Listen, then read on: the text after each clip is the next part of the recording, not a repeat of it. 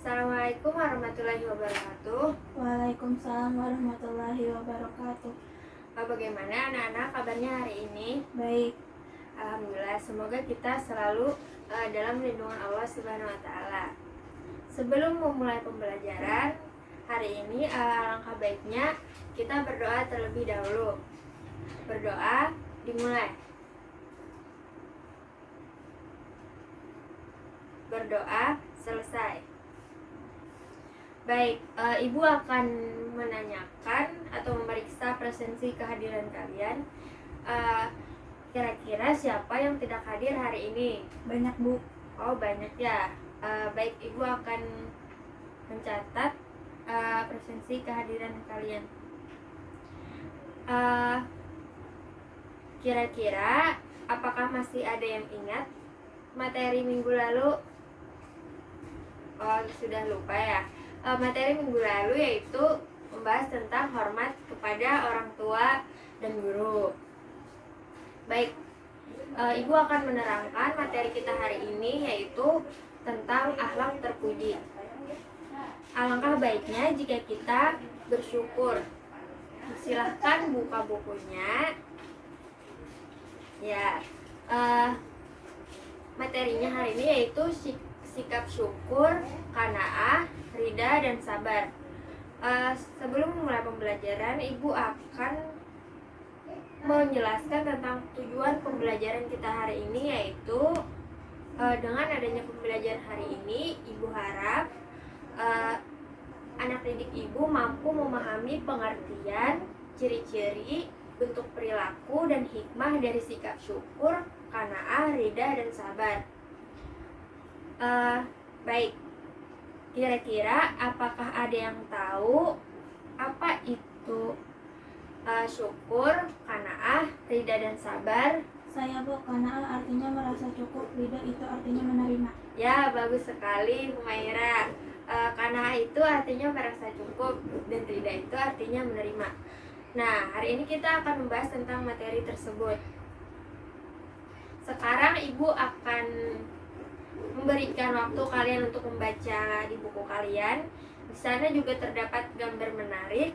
Silahkan kalian baca dan cermati terlebih dahulu. Ibu akan memberi waktu kalian sekitar 15 menit. Dimulai dari sekarang. Baik anak-anak, apakah sudah selesai membacanya? Sudah Bu. Bagus, sekarang Ibu akan menjelaskan materi yang ada di buku kalian. Jadi, akhlak terpuji itu terdiri dari syukur, qanaah, ridha, dan sabar. Syukur secara bahasa artinya berterima kasih kepada Allah, sedangkan secara istilah, syukur merupakan tindakan, ucapan, perasaan senang, lega atas nikmat yang telah diberikan oleh Allah Subhanahu wa taala. Nah, bentuk-bentuk syukur ini terdiri dari beberapa bentuk. Yang pertama ada syukur dengan hati.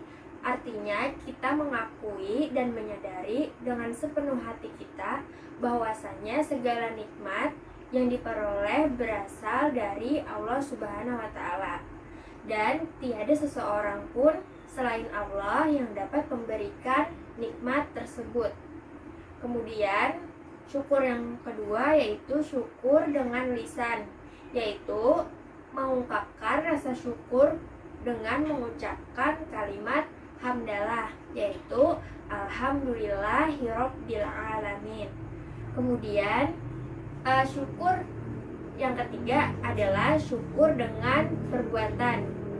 Syukur dengan perbuatan ini dapat kita tempuh dengan menggunakan nikmat yang telah diberikan Allah Subhanahu wa taala kepada hal-hal yang baik.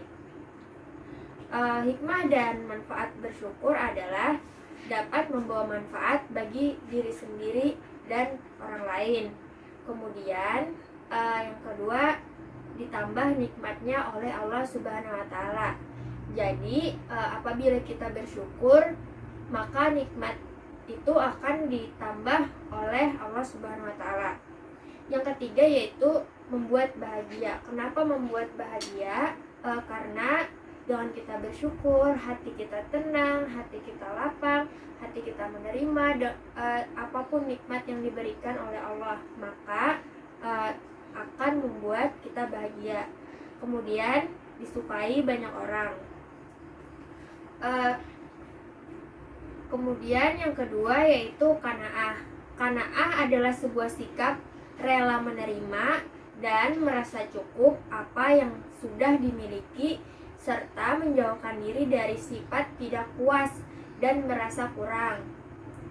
Namun, orang yang qanaah bukan berarti orang yang hidupnya santai, malas bekerja, tidak kreatif, statis, dan tidak mau menerima perubahan. Bukan seperti itu ya anak-anak. Justru sebaliknya, qanaah adalah pendorong untuk kita giat bekerja agar dapat memperoleh kesejahteraan hidup. Orang yang qanaah akan tetap bekerja keras dan hasil kerjanya akan diterimanya dengan rasa syukur dan rasa lega. Keutamaan orang yang mempunyai sikap qanaah atau merasa cukup tadi adalah orang yang punya sikap qanaah akan bersyukur apabila berhasil dan dia tidak sombong.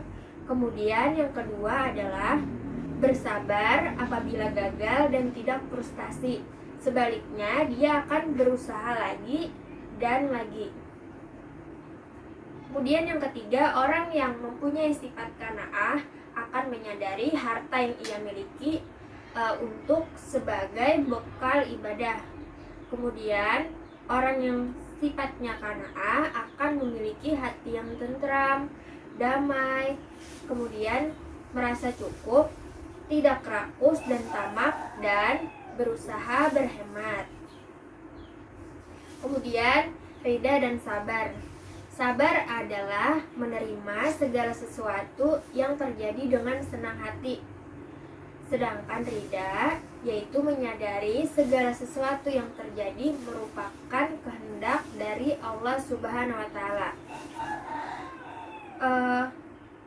Kira-kira apa saja penerapan sabar? Sabar ini harus kita terapkan dalam kehidupan sehari-hari, yaitu yang pertama, sabar alal ibadah, yaitu sabar dalam melaksanakan ibadah. Sabar alal maksiat, yaitu sabar dalam meninggalkan maksiat. Sabar alal musibah, yaitu sabar dalam menghadapi segala musibah. Adapun keutamaan orang yang sabar akan memiliki jiwa yang kuat dan tahan uji.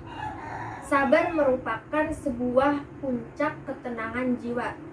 Orang yang sabar akan dicintai oleh Allah Subhanahu wa Ta'ala. Orang yang sabar pasti insya Allah akan berhasil meraih cita-cita yang ia impikan. Bagaimana anak-anak sampai di sini? Apakah sudah paham? Paham. Ya, baik. Sekarang Ibu akan bertanya. Kira-kira apakah ada yang ditanyakan? Bagaimana caranya sabar dalam meninggalkan maksiat, Bu? Oh, sabar dalam meninggalkan maksiat. Baik, Ibu akan mencoba menjawab pertanyaan dari Humaira. Bagus sekali pertanyaannya. Bersabar dalam menjauhi maksiat tentu tidak sederhana dan instan. Yang namanya sabar itu perlu proses, apalagi dalam meninggalkan maksiat. Cara yang pertama adalah senantiasa mengingat Allah Subhanahu wa Ta'ala, bahwa Allah Maha melihat, Maha mendengar apa yang kita lakukan dan apa yang kita ucapkan. Allah mengetahui segalanya.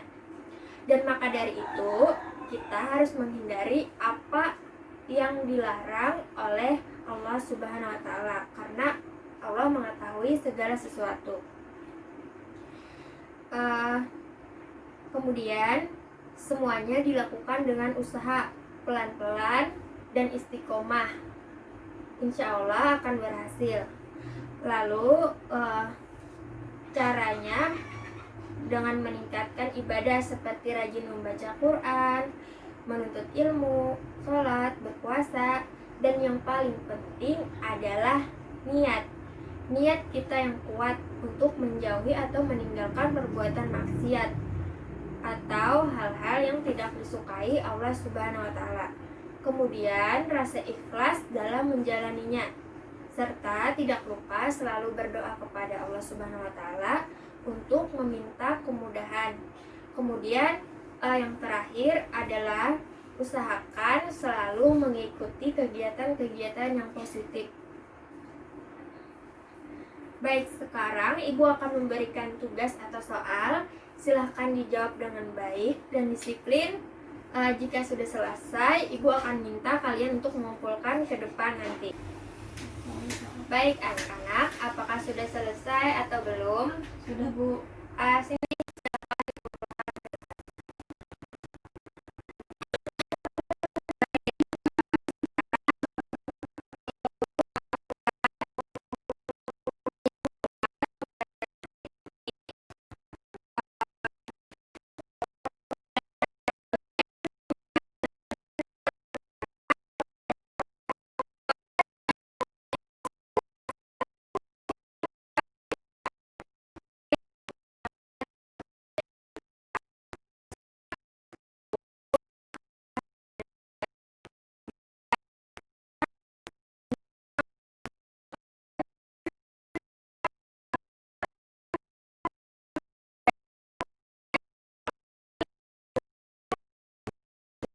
Istirahat.